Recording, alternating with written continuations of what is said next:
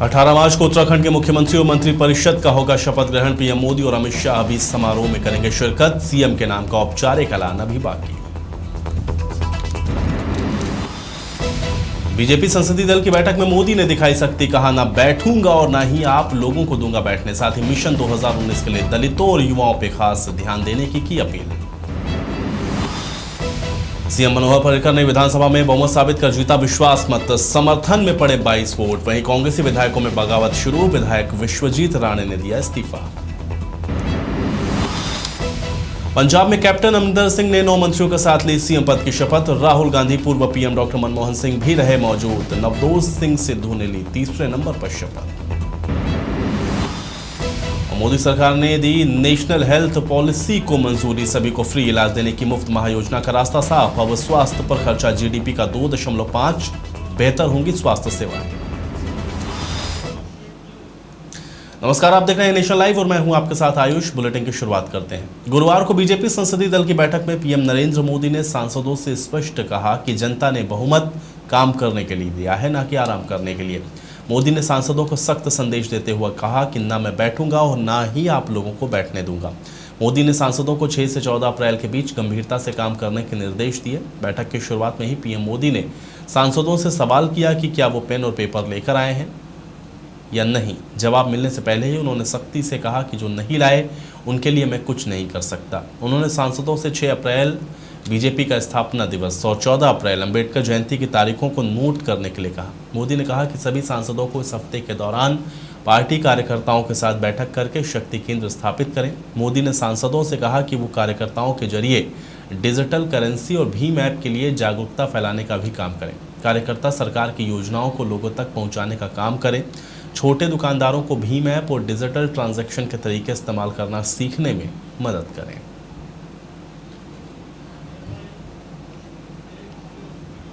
उधर गोवा की मनोहर पर्रिकर सरकार ने गुरुवार को विधानसभा में आसानी से विश्वास मत हासिल कर लिया। सुप्रीम कोर्ट के आदेश के बाद आज सुबह 11 बजे विधानसभा का विशेष सत्र बुलाकर पर्रिकर सरकार ने अपना फ्लोर टेस्ट 22 विधायकों के समर्थन के साथ पास किया। गोवा में विधानसभा की 40 सीटें हैं। शुरू से ही माना जा रहा था कि पर्रिकर के नेतृत्व में गोवा की बीजेपी के नेतृत्व वाली सरकार के लिए विधानसभा में बहुमत साबित करना आसान रहेगा, क्योंकि गठबंधन को पर्याप्त संख्या बल का भरोसा था। पर्रिकर 22 विधायकों के समर्थन का दावा कर रहे थे, जो कि 40 सदस्यीय विधानसभा में बहुमत के जादुई आंकड़े 21 से 1 अधिक था। रक्षा मंत्री के पद से इस्तीफा देकर चौथी बार गोवा के मुख्यमंत्री बने 61 वर्षीय पर्रिकर को अपने गठबंधन के सहयोगियों गोवा फॉरवर्ड पार्टी से 3, महाराष्ट्रवादी गोमांतक पार्टी से 3 और निर्दलीय 3 विधायकों का समर्थन मिला। बीजेपी ने इस चुनाव में 13 सीटें जीती। मंगलवार को पर्रिकर ने 9 मंत्रियों के साथ शपथ ली थी। मुख्यमंत्री पद की शपथ लेने के बाद पर्रिकर ने भरोसा जताया था कि उनकी सरकार स्थिर रहेगी और 5 साल का कार्यकाल पूरा करेगी।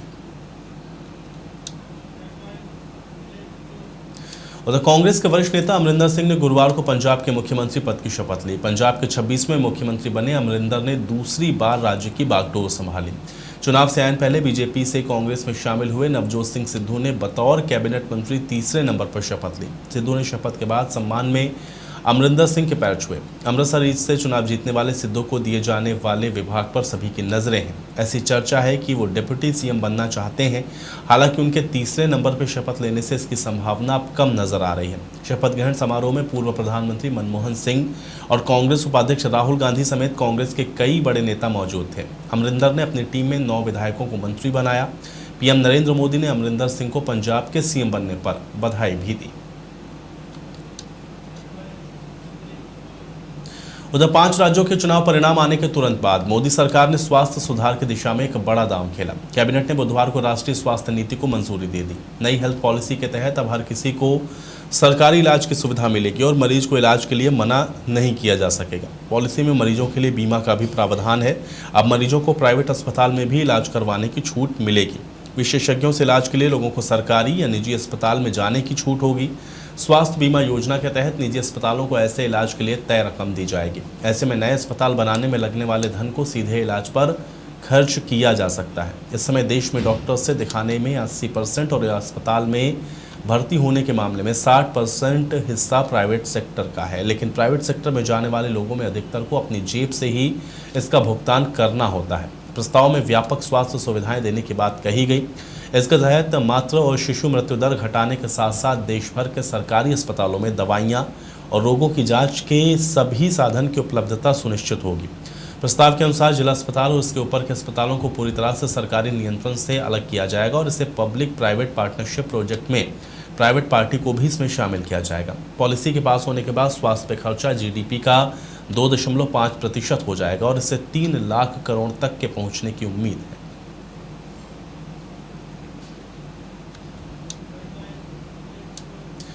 हाल के विधानसभा चुनावों में इलेक्ट्रॉनिक वोटिंग मशीनों को लेकर 4 राजनीतिक दलों की ओर से गड़बड़ी का शक जताने के बाद चुनाव आयोग अब इन मशीनों को लेकर गलतफहमी को दूर करने के लिए एक बड़ा जागरूकता अभियान शुरू करने की तैयारी कर रहा है। सूत्रों के मुताबिक ईवीएम की निष्पक्षता और इसमें किसी तरह की गड़बड़ी न हो सकने की जानकारी देने को लेकर एक रणनीति बनाने पर उच्च स्तरीय चर्चा की गई है।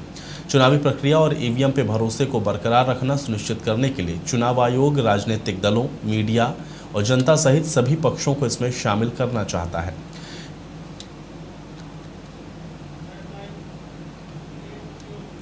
उधर यूपी के चुनावों में सपा की करारी शिकस्त के बाद कद्दावर मंत्री आजम खान की नाराजगी से भरा एक वीडियो वायरल हो रहा है। आजम का ये वीडियो रामपुर में उनकी जीत के बाद का है। दरअसल जीत का सर्टिफिकेट लेने के लिए देरी से पहुंचे आजम से जब एक अधिकारी ने देरी से आने का कारण पूछ लिया तो आजम को गुस्सा आ गया।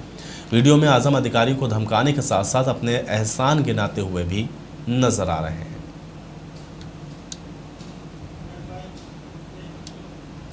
उधर पटना पुलिस को एक बड़ी कामयाबी हाथ लगी है। पटना सिटी स्थित तख्त श्री हरमिंदर साहिब गुरुद्वारा और सिविल कोर्ट को टाइम बम से उड़ाने की धमकी देने वाले कुख्यात अपराधी को गिरफ्तार कर लिया गया है। पकड़े गए अपराधी का नाम विनय पासवान बताया जा रहा है। पुलिस की कड़ी पूछताछ में आरोपी ने बताया कि उसने ये सब अपनी पत्नी और उसके प्रेमी को फंसाने के लिए किया और इसके लिए उसने अपनी पत्नी के सिम कार्ड का इस्तेमाल किया।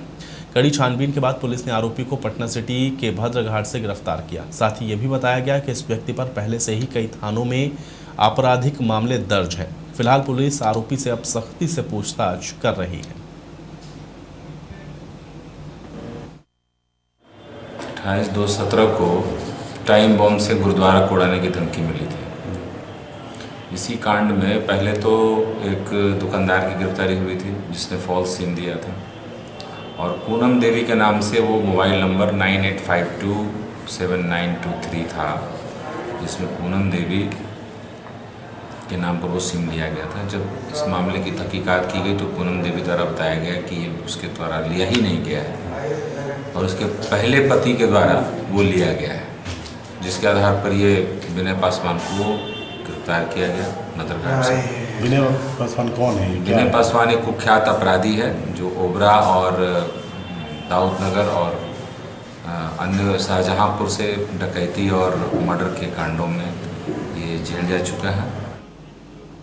उधर बिहार में शराबबंदी के बाद जहां शराब माफिया पुलिस को चुनौती दे रहे हैं, वहीं अब गांजा तस्कर भी पुलिस के साथ आंख मिचौली के खेल में लगे हैं। ताजा मामला समस्तीपुर के कल्याणपुर थाना क्षेत्र का है, जहां पुलिस ने गुप्त सूचना के आधार पर महादेव स्थान के पास छापेमारी की। इस दौरान पुलिस ने ट्रक से एक टेम्पो पर गांजा अनलोड करते हुए 36 पैकेट में रखे 2.5 क्विंटल गांजे के साथ 2 लोगों को गिरफ्तार किया। वहीं मुख्य आरोपी भागने में सफल रहे। गिरफ्तार दोनों व्यक्ति ट्रक और टेम्पो चालक हैं।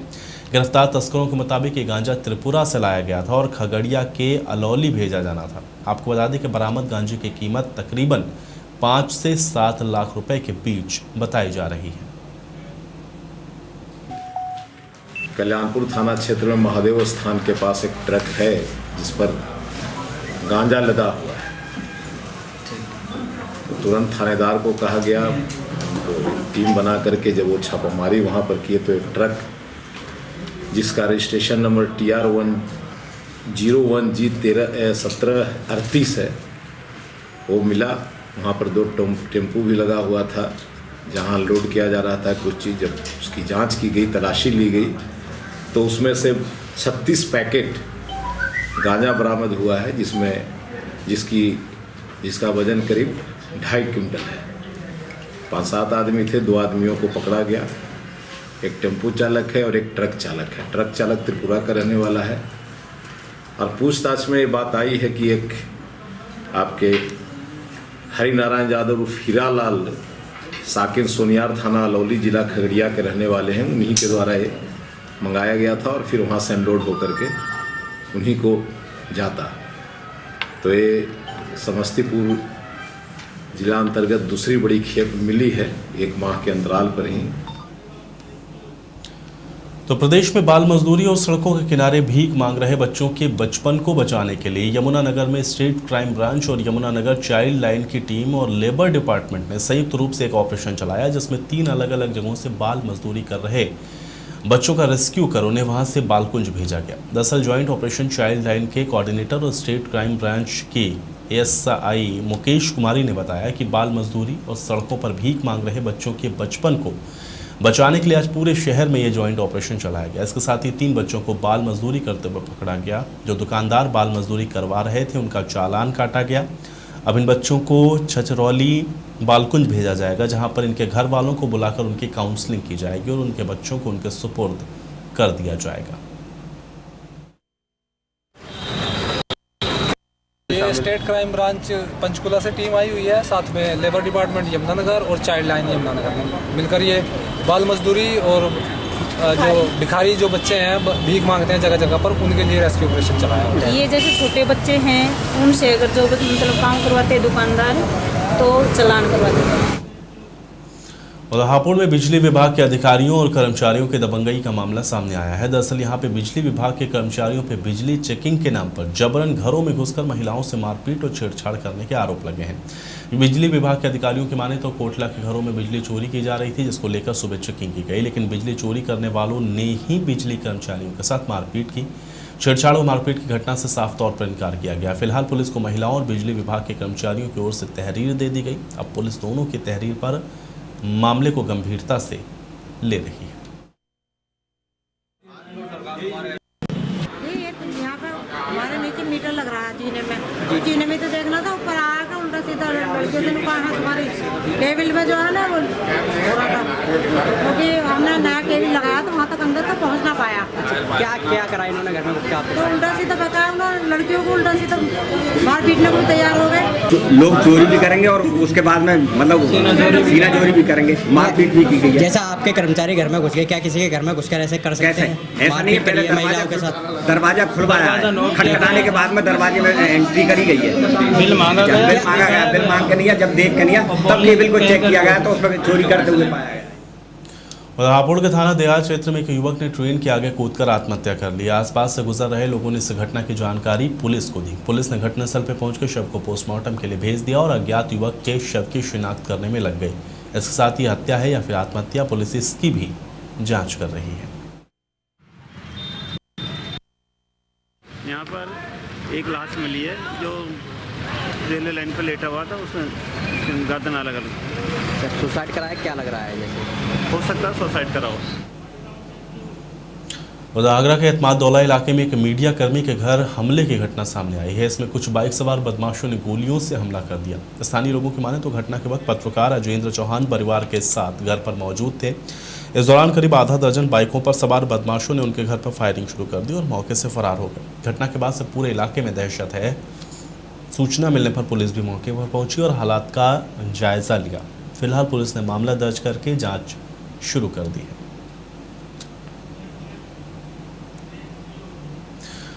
उधर शामली शुगर मिल के कर्मचारी पिछले 4 दिनों से अनिश्चितकालीन धरने पर बैठे हैं। कर्मचारियों ने अपने अधिकारियों के द्वारा शोषण करने के आरोप लगाए हैं। कर्मचारियों के धरने पर बैठने के कारण शुगर मिल बंद है, जबकि किसान अपनी ट्रैक्टर ट्रॉलियों को शुगर मिल नहीं ले जा पा रहे। 4 दिनों से चल रही कर्मचारियों शुगर मिल के अधिकारियों की तनातनी में किसानों को गन्ने की फसल में भारी नुकसान हो रहा है। आपको बता दें कि मिल कर्मचारियों ने अधिकारियों पर उनका शोषण करने और उन्हें हटाकर ठेका कर्मचारियों से काम कराए जाने की मंशा का आरोप लगाया है। अपनी 12 सूत्री मांगों को लेकर कर्मचारी अनिश्चितकालीन धरने पर बैठे हैं। वहीं कर्मचारियों ने ये चेतावनी दी है कि अगर उनकी मांगें जल्द नहीं मानी गई तो वो भूख हड़ताल पर बैठेंगे। उधर शुगर मिल के एक अधिकारी ने बताया कि मामला लेबर कोर्ट और हाई कोर्ट में विचाराधीन है और कोर्ट का जो भी फैसला होगा उसका पालन किया जाएगा।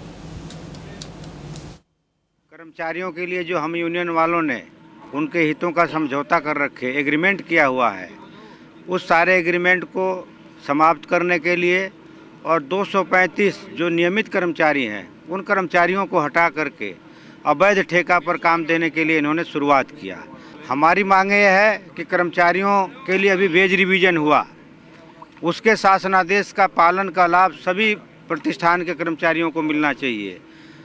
कर्मचारियों को एक एडिशनल इंक्रीमेंट दे करके उनका वेतन पुनरीक्षण करना चाहिए, इन्होंने नहीं किया है। हमारी 12 सूत्रीय मांगे हैं और जब तक हमारी समस्याओं का, हमारे मजदूरों की मांगों की प्रबंधन की तरफ से निदान नहीं होता, तब तक हम अनिश्चितकालीन हड़ताल चलाएंगे। ये मजदूरों का, इनका मिल वालों का मैटर है। अच्छा, इसमें किसान पिस रहा। हम डीएफ साहब से गए, मैं भी हमारी सुनने के लिए तैयार नहीं है। 1 घंटा उनके बाहर के खड़े रहे, कोई नहीं सुनना है। यहाँ कुछ नहीं, कई दिन हो ले ना पेमेंट मिल रहा ना कुछ हो रहा, और कई दिन तय करने सूख रहे। वंगा कटाई भी है, खरसान लग रही है, सूखा लग रहा है जो कटा पड़ा।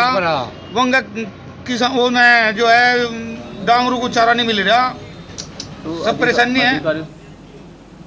उधर गाजियाबाद सीबीआई कोर्ट में सारा मर्डर केस यानी कि अपनी पत्नी की हत्या में मुख्य आरोपी अमन मणि त्रिपाठी सीबीआई कोर्ट में अपनी पेशी पर आए। मीडिया से बात करते हुए उन्होंने कहा कि वो निर्दोष हैं। इसके साथ ही उन्होंने ये भी कहा कि सीबीआई गलत तथ्यों पर जांच कर रही है। नौतनवा से चुनाव लड़ रहे अमन मणि त्रिपाठी ने निर्दलीय जीत हासिल की है। उन्होंने कहा, विकास ही हमारी प्राथमिकता है।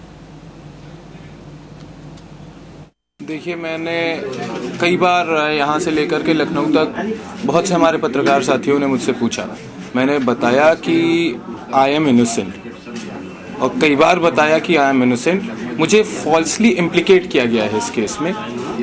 किसके द्वारा, मतलब किस माध्यम से, किसके द्वारा, हु हैज़ डन दिस, मुझे नहीं पता।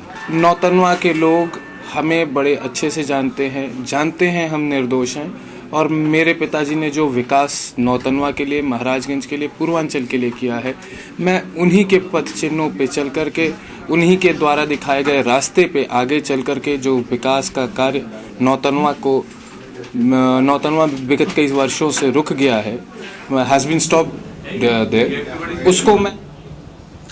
उत्तर प्रदेश जिला फिरोजाबाद पुलिस ने एक ट्रक से 1008 पेटी अवैध हरियाणा की शराब सहित एक आरोपी को गिरफ्तार किया है। पुलिस के अनुसार इसकी कीमत 25 लाख बताई गई है। थाना शिकोहाबाद पुलिस और आबकारी की टीम ने कार्रवाई की है।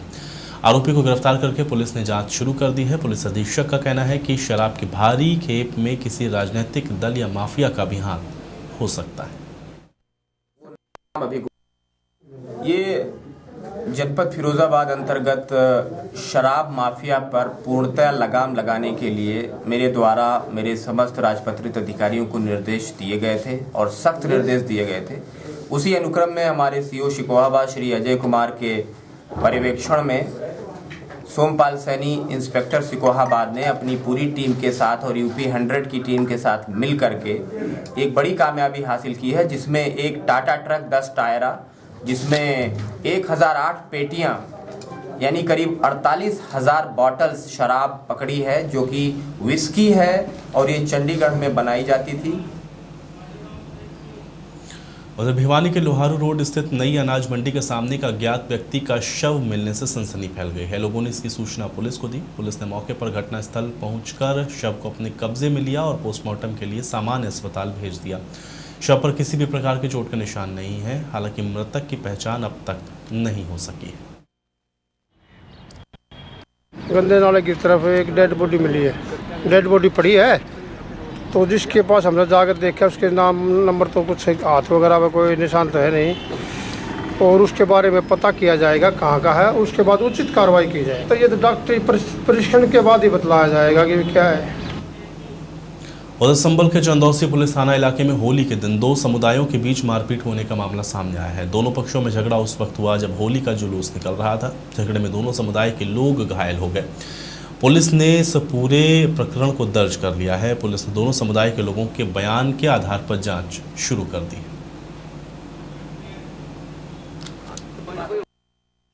ये 9 बजे नाटक शुरू हुआ और 10 बजे के लगभग की इनमें वसीम और गोल्डी, ये दोनों में लड़कों में झगड़ा हुआ। लगभग 20 वर्ष के लड़के हैं, दोनों आपस में काफी हुई, झगड़ा फिजाब की नौबत आई, जिससे जो गोल्डी है उसके पक्ष के लोग आ गए और उनकी और लेडीज भी आ गई। उन्होंने मोर्नों को के साथ मारपीट की। मोर्नों ने भी अपना लड़ाई झगड़े बचाते हुए और एक प्रधान के घर में घुस गए और मोर्नों प्रधान के घर में घुस गए, जिसे पुलिस निकाल के बाद में ले आई। उधर ताजनगरी आगरा में 18 से 27 मार्च तक होने वाले कला संस्कृति और शिल्प के उत्सव ताज महोत्सव की तैयारियां लगभग पूरी हो गई हैं। 26वें ताज महोत्सव में भाग लेने के लिए विभिन्न राज्यों से अपनी कला का प्रदर्शन करने वाले शिल्पकारों ने भी पहुंचना शुरू कर दिया है। आगरा प्रशासन के द्वारा ताज महोत्सव को देखने आने वाले सैलानियों के लिए इस बार महोत्सव स्थल यानी कि शिल्प ग्राम को आकर्षक सजावट के साथ साथ सतरंगी थीम के साथ सजाया गया। इस बार 26वें ताज महोत्सव का आगाज बॉलीवुड गायक जावेद अली की नाइट से होगा। रंगाई पुताई के साथ दीवारों पर देश की सांस्कृतिक विभिन्नता को दर्शाती पेंटिंग्स बनाने के साथ सजावट भी शुरू हो गई है। ताज महोत्सव का आयोजन 18 से 27 मार्च तक शिल्पग्राम में होना है। उप निदेशक पर्यटन दिनेश कुमार ने बताया कि महोत्सव के लिए सभी तैयारियां समय पर पूरी कर ली जाएंगी। इस वर्ष ताज महोत्सव का आयोजन 18 से 27 मार्च के मध्य में किया जा रहा है। तैयारियां अंतिम फेज में हैं। इस बार की जो थीम है वो विरासत की छाँव में थीम है, उसी पर आधारित हम लोग उसका इंटीरियर डेकोरेशन कर रहे हैं। और इस बार बहुत स्पेशल है कि हम लोग 3 गेट बना रहे हैं। एक जो विश्वदायी स्मारक आगरा फोर्ट है उस पर आधारित है, एक ताजमहल के गेट के पर आधारित है और तीसरा विलेज थीम पर है। और साथ ही जो स्टेज हम लोग बना रहे हैं उसमें 3 LED लगा रहे हैं। एक LED पर आर्टिस्ट चलेंगे और 2 LED पर हमारे ग्राफिक्स उसमें चलते रहेंगे। चूँकि ताज महोत्सव है इसलिए ताजमहल को प्राथमिकता दी गई है इस स्टेज में।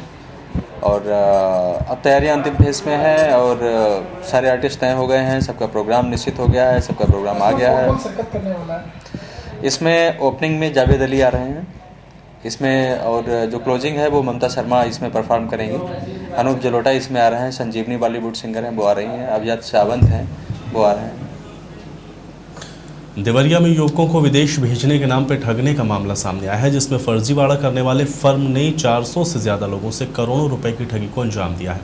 पीड़ित युवकों की माने तो कंपनी ने विदेश भेजने के नाम पर हर एक पासपोर्ट और दूसरी चीज़ों के लिए 70,000 रुपये लिए हैं और करीब हज़ारों लोगों से ठगी करने के बाद कंपनी के मालिक का रफू चक्कर हो गए हैं। ठगी का शिकार युवकों ने न्याय की मांग करते हुए प्रशासन से संबंधित मामले में तुरंत कार्रवाई की मांग की है। पुलिस प्रशासन अब इस मामले की जांच कर रहा है। अब तक पुलिस ने 18,76,000 रुपये के साथ 90 पासपोर्ट भी बरामद किए हैं। अरे वो नहीं मिल रही। देखने के बाद जब पूर्ण जांच हो जाएगी तभी इसी तरह से जो है शिकायत प्राप्त होने पर तत्काल जो है इसको खुलवा करके और ढूंढ करके ये कार्रवाई की वांछित कार्रवाई की जाएगी। स्काई मेट्रो में भरे थे पैसा विदेश जाने के लिए और हम लोगों को फंसा दिया गया। हम लोग को फर्जी वीजा दिया गया, फर्जी एग्रीमेंट पेपर और फर्जी टिकट, और वो हम लोग को डेट दिया था आप लोग का 9 तारीख को या 8 तारीख को फ्लाइट हो जाएगी। इसमें 3 ग्रुप था, 3 करोड़ रुपया हम लोग 400 भाई फंसे हुए हैं यहाँ पर। आज तक 6 दिन हो गया। हम लोग 9 तारीख से पुलिस प्रशासन से लेकर डीएम तक कार्रवाई कर चुके, हम लोग का कोई फैसला नहीं हुआ। क्या चाहते हैं? हम लोग चाहते यही है, हम लोग का 24 घंटे में फैसला नहीं हो चुका है, 6 दिन में तो अब क्या होगा इसके लिए हम लोग रोड शो पे उतरे हैं।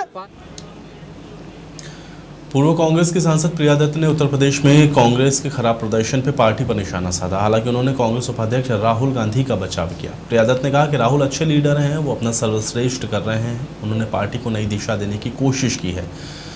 बरखा ने कहा कि सिर्फ राहुल के बदलने से कांग्रेस की हालत नहीं बदल सकती। उन्होंने कहा कि कांग्रेस को कांग्रेस ही बर्बाद कर रही है।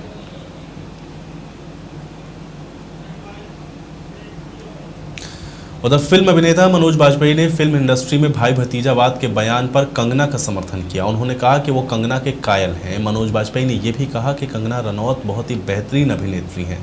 उनके अभिनय और व्यक्तित्व का मैं कायल हूँ, वो किसी भी प्रोजेक्ट के लिए बेशकीमती हैं। हालांकि उन्होंने बॉलीवुड में भाई भतीजावाद और पक्षपात से उन्हें कोई फर्क नहीं पड़ने की बात भी कही है। उन्होंने कहा कि उनका करियर कभी भी इस पर निर्भर नहीं था।